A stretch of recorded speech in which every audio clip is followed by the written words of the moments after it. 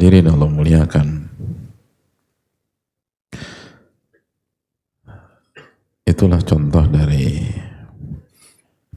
apa yang kita saksikan dari kehidupan para ulama.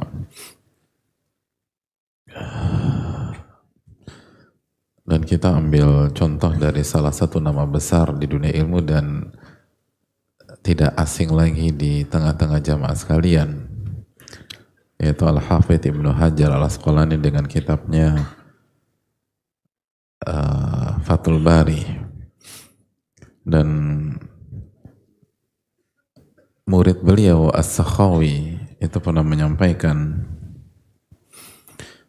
bahwa Ibnu Hajar pernah menyampaikan, lastu radiyan an syai'in min tasanifi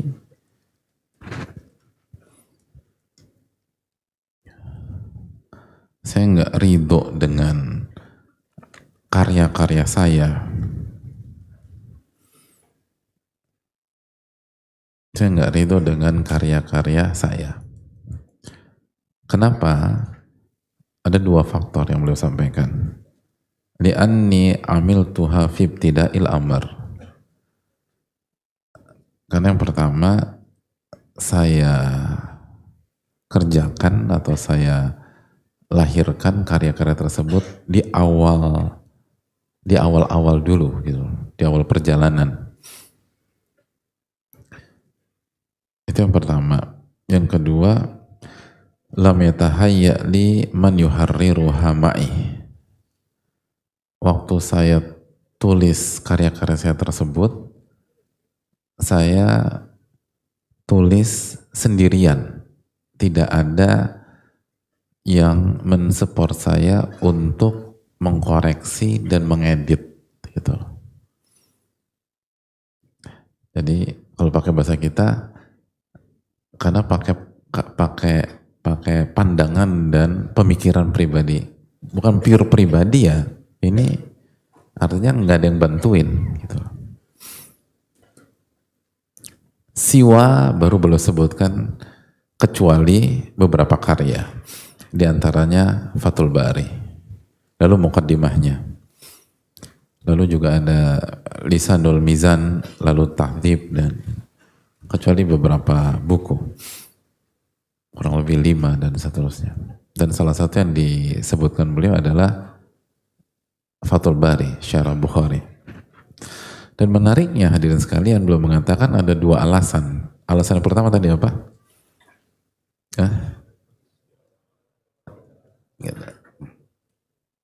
Jadi selain 5 kitab dia, selain kurang lebih 5 kitab yang beliau sebutkan secara langsung menurut testimoni dari As-Sakhawi, penyebabnya karena yang pertama, beliau melahirkan karya tersebut di awal-awal. Bahasa kita pada saat masih muda gitu loh, di awal-awal.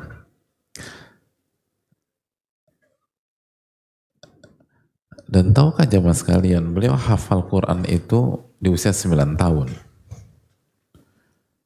Dan hafal banyak mutun, banyak matan. Dan matan adalah syarat mutlak untuk punya kualitas ilmu yang tinggi, itu pada saat beliau masih kecil. Masih kecil.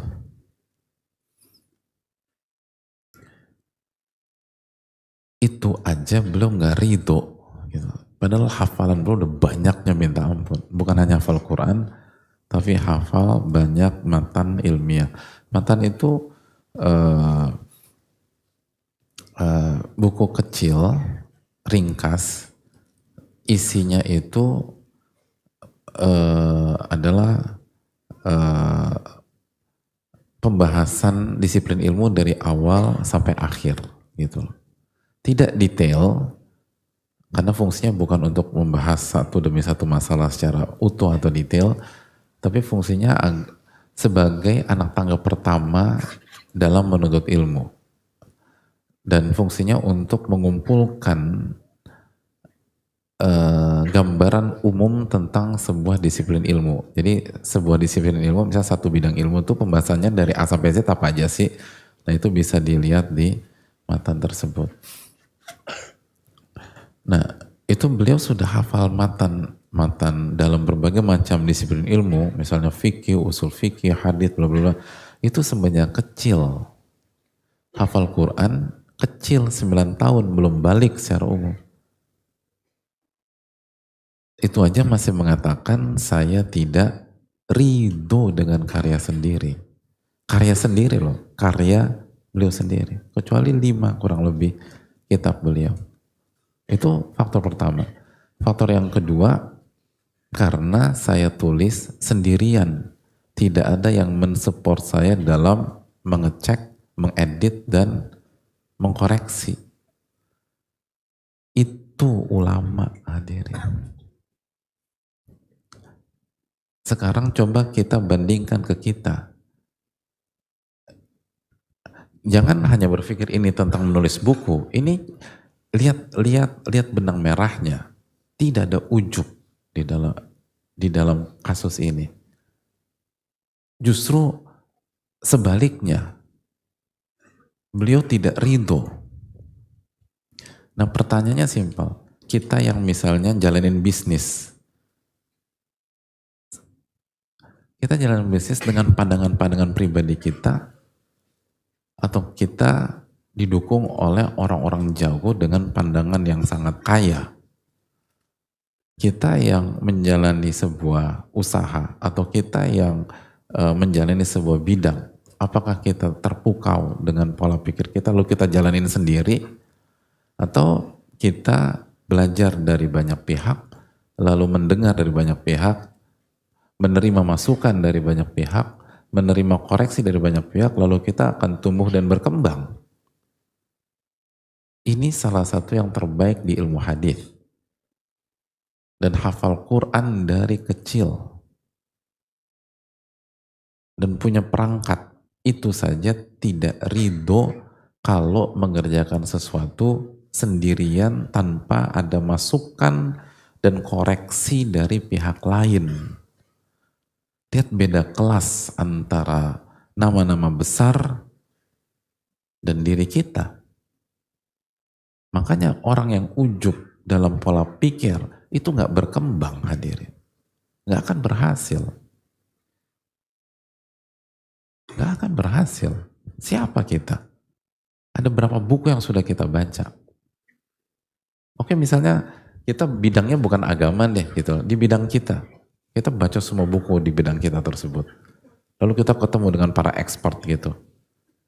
Lihat, orang yang ujub itu nggak melakukan hal itu karena mereka terpukau aja dengan pola pikir mereka. Beda dengan ulama. Ulama itu ngerti hakikat. Hakikat kehidupan tuh paham. Dan itu membuat mereka itu berkembang, dan terus berkembang. Ketawaduan mereka. Akhirnya mereka menerima masukan, menerima kritik, bahkan kritikan, masukan, dan koreksi itu adalah kekuatan mereka sebagaimana dikatakan Al-Hafidh Ibnu Hajar, itu kekuatan. Jadi bahasa beliau, karya yang aku tulis tanpa kritikan, masukan, dan koreksi dari murid-muridku, saya nggak ridho. Gitu kan. Yang saya ridho hanya karya-karya saya yang sudah dikoreksi, diberikan masukan, berikan catatan, dikaji, dibahas oleh murid-murid saya. Lihat itu kata kunci yang luar biasa. Makanya sekali lagi, ini penting khususnya teman-teman atau kita masih muda, jangan terpukau dengan pola pikir sendiri. Jangan merasa kalau kita ujub dengan pola pikir kita sendiri, kita akan tepat turun. Berarti kan kita mengklaim kita sempurna. Buktinya kita nggak butuh masukan dari pihak lain, nggak butuh koreksi dari pihak lain. Berarti Anda sempurna? Ya enggak lah, mana ada manusia sempurna. Tapi sikap Anda menunjukkan Anda sempurna. Emang hadirin pernah dengar ada orang mengatakan, perkenalkan saya Fulan, saya sempurna loh. Kan gak ada hadir. Siapa orang mengklaim dirinya sempurna secara verbal? Tapi sikap lagi-lagi. Kalau kita jujur bahwa kita nggak sempurna, ya terima masukan dong. Terima koreksi dong. Terima arahan. Jangan ujub dengan pola pikir sendiri, ini bahaya. Kalau kita sepakat bahwa kita suami yang tidak sempurna, terima masukan istri dong. Kalau kita sepakat bahwa kita istri yang punya kekurangan, terima nasihat dari suami. Kalau kita sepakat bahwa kita bukan orang tua yang sempurna, kalau anak kasih koreksi, terima. Jangan ujub dengan pola pikir. Kalau kita akui bahwa kita bukan teman yang sempurna, ya kalau sahabat kita, teman kita kasih masukan, kasih arahan, ya terima.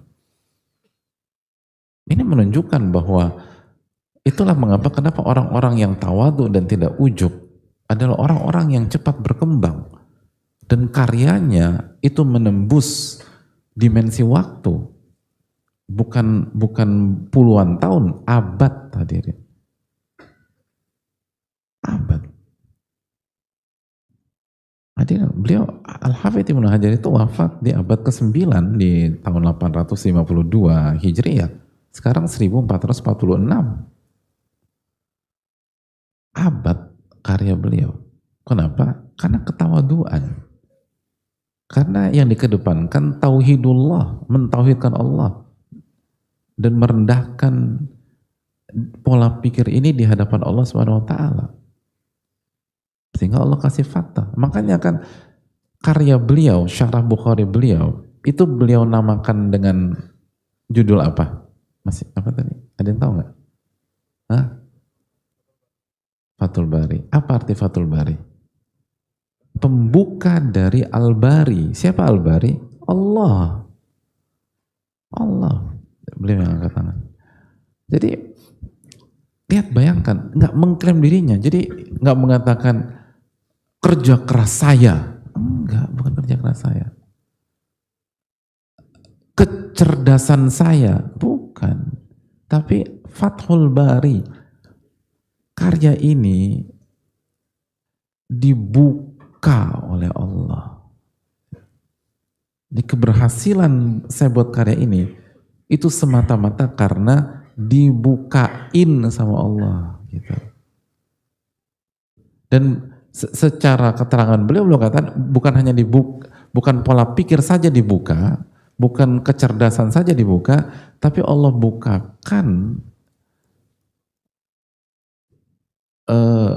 bukakan kesempatan saya didukung, diedit, dikoreksi sama murid-murid saya. Itu hal yang sangat penting ya mas sekalian. Karena sekali lagi banyak di antara kita nggak berkembang karena terpukau dengan pola pikir sendiri. Ada banyak masalah yang harusnya nggak besar dan harusnya nggak buat ribet, tapi terjadi dan usul penyakit itu tadi.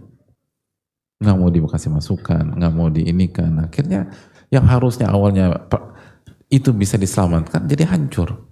Yang harusnya bisnisnya bisa diselamatkan jadi bangkrut. Yang harusnya rumah tangganya bisa diselamatkan jadi cerai. Yang harusnya anaknya masih bisa dirangkul, lepas anaknya pergi ke tempat lain. Nggak mau, orang tua saya egois. Dan begitu seterusnya. Ini jadi jangan berpikir contoh ini hanya sebatas penulisan buku, bukan. Ini contoh real dan terapkan dalam kehidupan kita sehari-hari. Makanya sekali lagi, ilmu tauhid itu adalah keuntungan terbesar kita dalam kehidupan sehari-hari. Lalu sebaliknya, ketika kita tidak bisa mengamalkan tauhid dan diantaranya adalah lahirlah sifat ujub, itu yang membuat hidup kita berantakan. Itu yang membuat hidup kita hancur. Jangan merasa pintar. Karena banyak begitu. Ada banyak suami itu tahu bahwa pandangannya keliru, tapi nggak mau terima dari istrinya. Gitu. Setelah diskusi terpojok, titik. Kalau aku begini tuh begini, aku kepala rumah tangga di sini. Gitu. Gimana mau berkah? Padahal ada masalah. Kalau kita jujur sebagai suami, itu terurai 5 tahun yang lalu. Itu selesai mungkin 10 tahun yang lalu, tapi setiap diskusi mentok. Setiap diskusi mentok. Kenapa? Bisa jadi bukan istri kita, kita yang nggak mau terima masukan udah. Dengan alasan macam-macam. Keputusannya di tanganku gitu loh. Tolong jangan tekan aku. Kamu harus ngertiin. Nggak ilmiah sama sekali. Dan sebagaimana sebaliknya ada masalah, sebenarnya bisa selesai dari 10 tahun yang lalu, 7 tahun yang lalu, tapi kita sebagai istri merasa pintar karena pendidikan kita di atas, gaji kita lebih banyak daripada suami kita, akhirnya terus ego kepada. Atau mungkin kita merasa ngaji duluan, gitu, ilmu kita lebih banyak, akhirnya nggak pernah ketemu. Dan ini masalah-masalah yang kita alami di keseharian kita. Lalu nanti ngeles sana, ngeles sini, muter-muter, nggak selesai.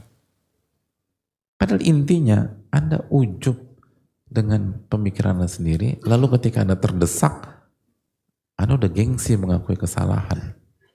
Gengsi mengakui kebenaran pihak lain. Dan akhirnya kemakan omongan sendiri. Selesai kita.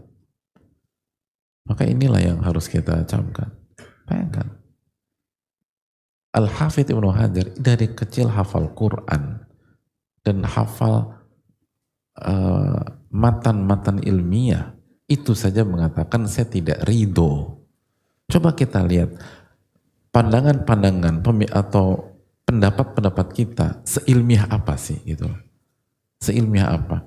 Apakah kita memang menyusun pendapat tersebut karena telah baca 20 buku misalnya? Atau telah baca 15 buku. Sekarang seringkali paling 1-2 artikel. Wah ini benar. Anda baca apa? Buku apa yang Anda baca? Jadi udah ujub tapi prematur gitu loh. Gimana ya? Gimana ulama itu artinya ulama tuh ilmunya tuh matang, itu aja. Demikian. Tapi ya gitulah hadirin sekalian. Hadirin Allah muliakan. Apa namanya? Dan ini bukan hanya Al-Hafidh Ibnu Hajar semata. Al-Qastalani ketika menulis buku Syarh Bukhari juga, itu begitu udah jadi syarahnya, beliau suruh salah satu sosok namanya Syekh Abdul Wahab kalau nggak salah, itu duduk di kajiannya Syekhul Islam Zakaria. Duduk di kajian Syekhul Islam Zakaria, tujuannya apa? Untuk mendengar kajian syarah Sahih Bukhari juga. Beliau punya buku nih Sahih Bukhari, kasih tolong bawa buku saya ini, duduk di majelis beliau. Majelis apa? Majelis syarah Sahih Bukhari juga. Sama syarah. Lu punya buku syarah Bukhari. Mengamanatkan ke Syekh Abdul Wahab. Tolong, ini buku saya, tolong duduk di majelis beliau. Majelisnya membahas tentang apa? Syarah Bukhari juga. Syarah Bukhari juga. Lalu dikasih misi. Misinya adalah tolong catat keterangan beliau yang berbeda dengan apa yang tertulis dalam buku saya. Gitu misinya. Ikutin kajian beliau, fokus semua keterangan beliau yang berbeda dengan apa yang saya tulis, tolong catat. Tolong catat. Tolong dicatat, bayangkan. Sebagai apa? Agar saya bisa mengkoreksi kembali apa yang saya tulis, itu maksudnya. Dan beliau wanti-wanti, la tagfal an kitabati ma yukhalifuni fihi syekh. Jangan sampai terluput semua yang beliau sampaikan dan berbeda dengan apa yang saya tulis, tolong dicatat. Kenapa? Ini poin. Fa innahu la yuharrirul kitaba illa talabah. Karena beliau ketika mensyarah Sahih Bukhari bukan hanya bermodalkan ilmu beliau, tapi sudah dikoreksi dan diedit oleh murid-murid beliau juga. Sedangkan saya tidak punya murid untuk mengkoreksi itu. Itu bahasanya. Bayangkan ulama kita tuh. Jadi yang melakukan itu bukan hanya Imam Ibnu Hajar aja. Jadi jangan berpikir, oh itu Ibnu Hajar. Enggak, ini kultur ilmu hadirin. Mereka tawadhu banget, nggak ujub dengan pola pikir. Punya buku Syarah Sahih Bukhari. Suruh sosok untuk duduk di majelis Syekhul Islam Zakaria. Materinya apa? Sama Syarah Bukhari yang beliau tulis itu.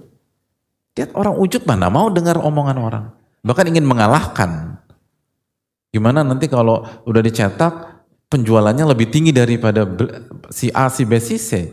Kan cara berpikir banyak pihak demikian. Ini kultur kita itu punya nama-nama besar nggak demikian. Justru dengerin. Kalau ada yang beda catet. Biar saya bisa mengkoreksi. Seneng gitu loh. Coba bercatat. Kenapa? Karena syarah beliau itu bukan hanya berasal dari ilmu beliau. Ilmu beliau aja udah Masya Allah. Syekhul Islam dalam ilmu fikih. Tapi ini bukan hanya ilmu beliau, tetapi juga didukung oleh murid-murid beliau yang mengkoreksi dan mengedit syarah tersebut. Sedangkan saya tidak punya faktor itu, kata Al-Qastalani rahimahullah ta'ala. Itu. Saya nggak punya.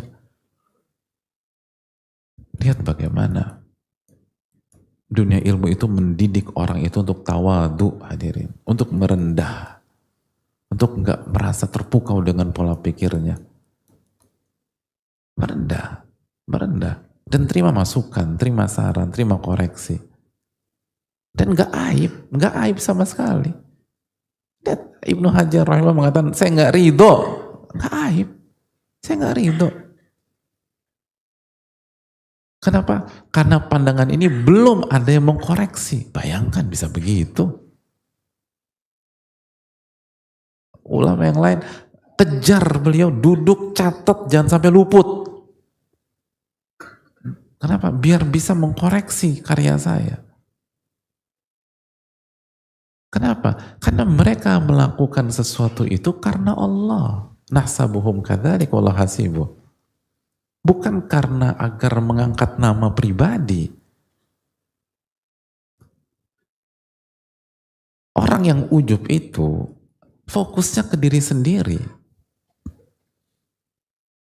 Makanya sebagian lebih memilih salah asal gengsi tetap terjaga daripada mengakui masukan dan karena dia pikir itu bisa mencoreng reputasinya. Padahal itu talbis iblis, nggak ada mencoreng. Ya sama kayak di rumah tangga. Kenapa kita ngotot banget nggak terima masukan istri? Karena talbisi berpikir kalau Anda terima masukan istri, reputasi sebagai suami akan jatuh. Anda akan diinjak-injak wanita. Dia wanita ya begitulah. Padahal nggak ada. Coba kita tanya ibu-ibu. Ibu-ibu kalau suami menerima masukan dari istri, reputasinya jatuh atau istri tambah cinta ibu-ibu? Yang pertama atau yang kedua? Udah tidur ibu-ibu nih. Yang pertama atau yang kedua? Kedua aja Masya Allah. Tambah cinta itu loh. Udah dengerin dan masukan istri dia. Gitu. Dengerin habis itu tidur aja habis itu. Loh enggak. Dengerin dipertimbangkan gitu loh hadirin.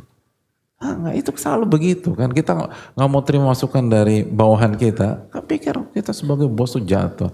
Dan sadar tidak sadar itu penyebab minimnya tauhid kita. Akhirnya bukan Allah yang kita agungkan, tapi diri kita yang kita agungkan. Sehingga kalau diri ini terancam reputasinya jatuh, kita panik.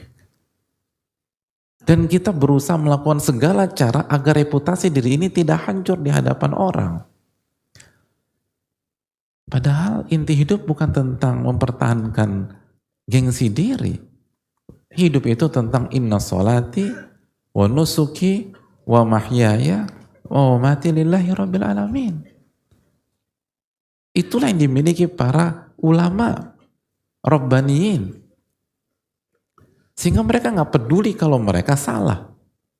Bahkan mereka berharap dikritisi dan diberi masukan dan diedit. Kenapa?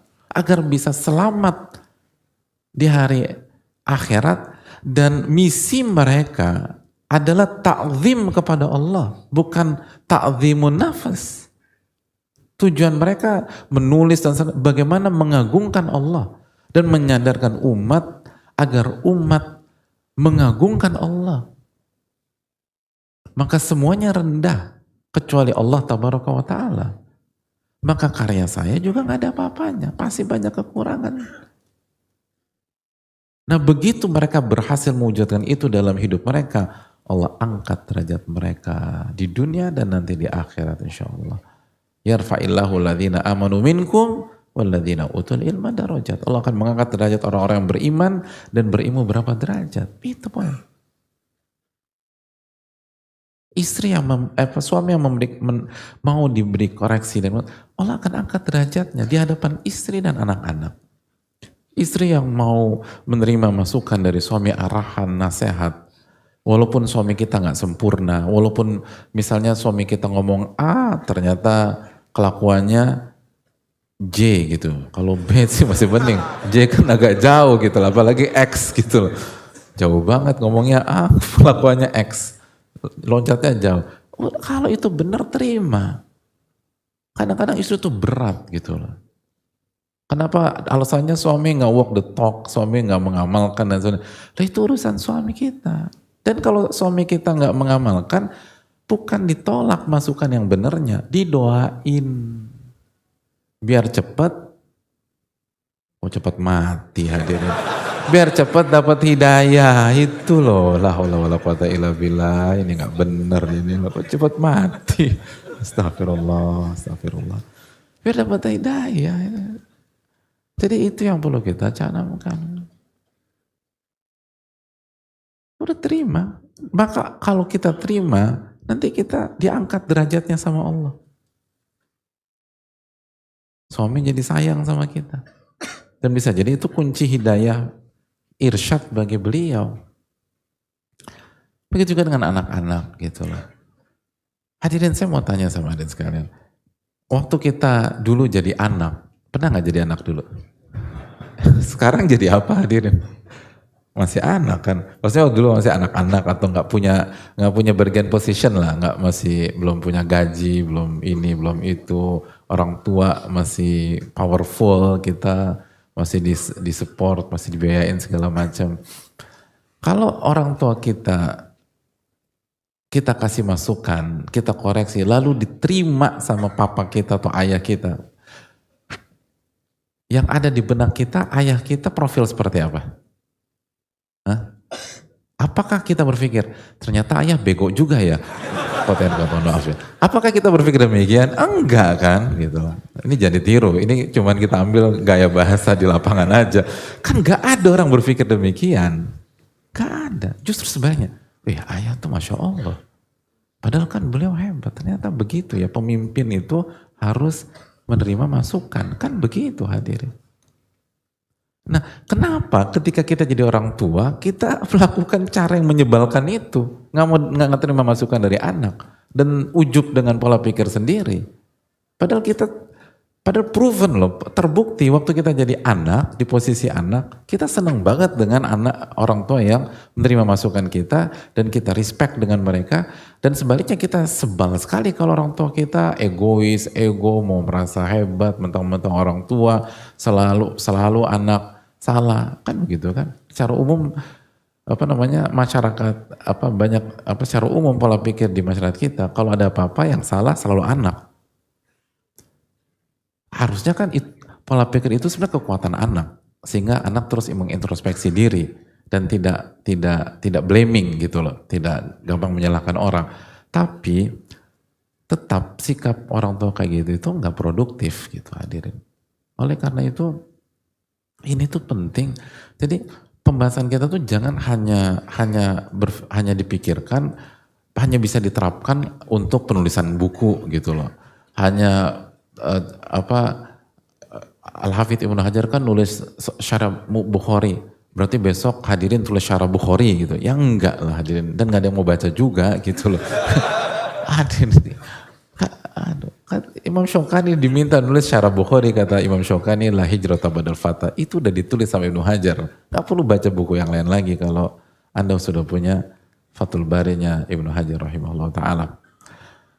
Jadi jamaah yang Allah muliakan, itu yang perlu kita camkan.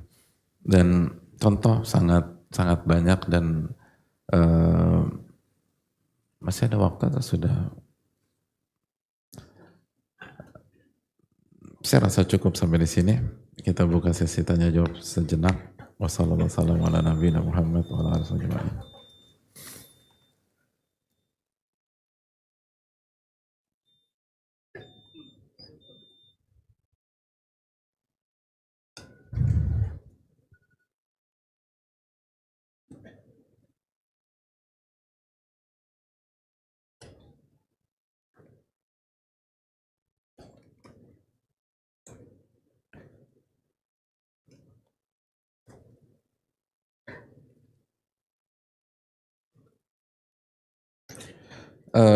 Bismillahirrahmanirrahim. Assalamualaikum warahmatullahi wabarakatuh. Ustaz, waalaikumsalam warahmatullahi wabarakatuh.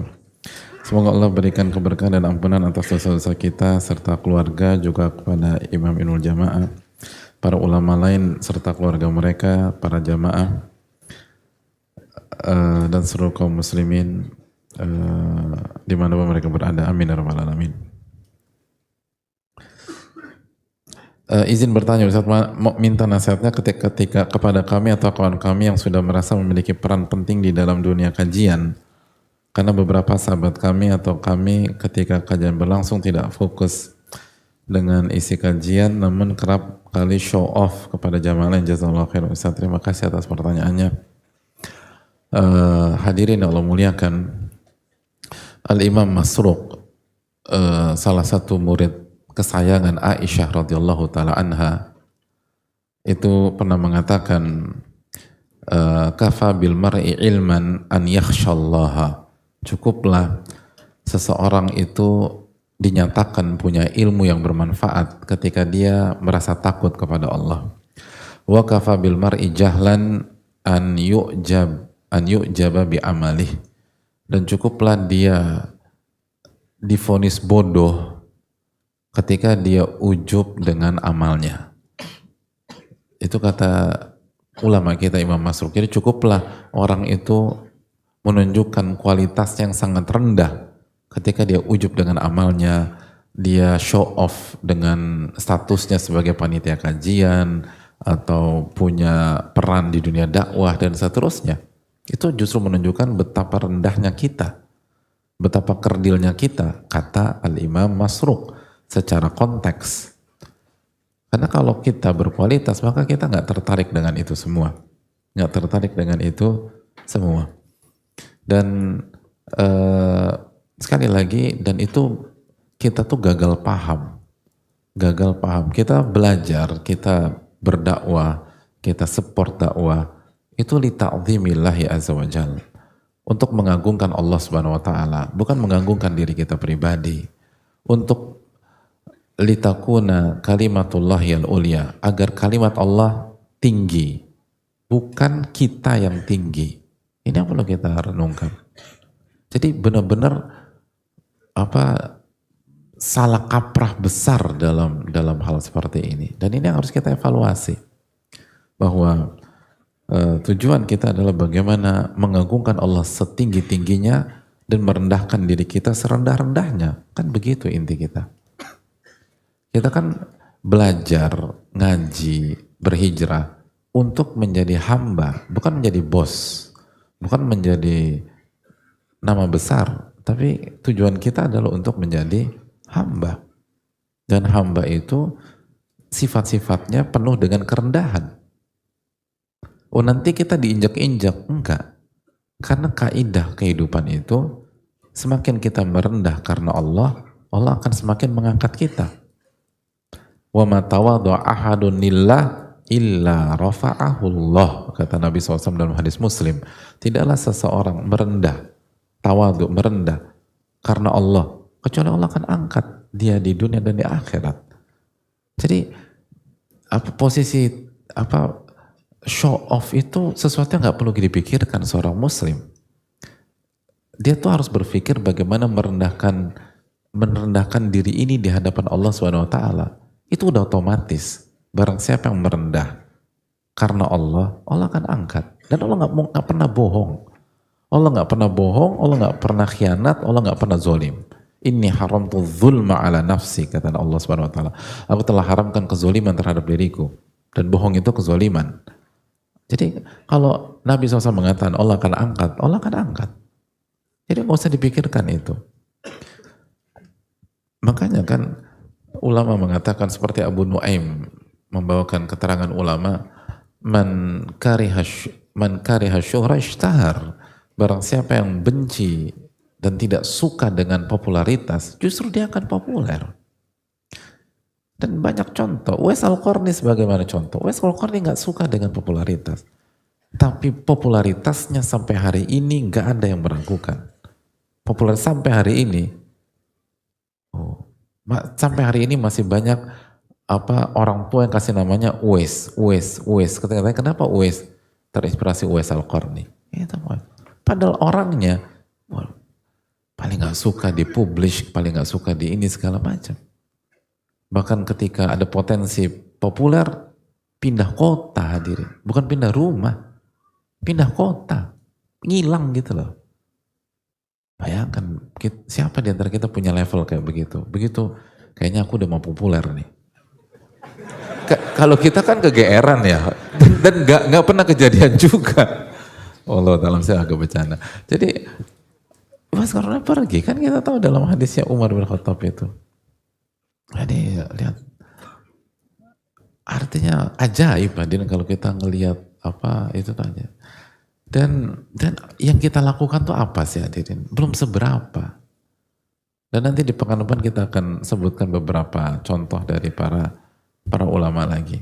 Seringkali itu tadi kalau kata bahasa lapangan kita tuh, seringkali orang yang ujub itu faktornya apa? Mainnya kurang jauh hadirin, itu kan. Mainnya kurang jauh. Itu kenapa orang ujub tuh, karena mainnya kurang jauh dalam tanda kutip ya. Kurang main ke para ulama gitu loh. Kurang main ke orang-orang soleh yang benar-benar luar biasa. Kurang main ke buku-buku para ulama. Kurang main ke sejarah-sejarah orang-orang soleh, para wali-wali Allah Subhanahu wa taala. Jadi sehingga kita berpikir apa yang kita kerjakan udah hebat, padahal nggak ada apa-apanya. Nggak ada apa-apanya sama sekali. Kalau dibanding performance mereka, wih luar biasa. Dan mereka nggak ujub dan nggak mau show off. Ini yang semoga kita bisa ambil ibrah, dan insya Allah kita akan lanjutkan di pertemuan akan datang.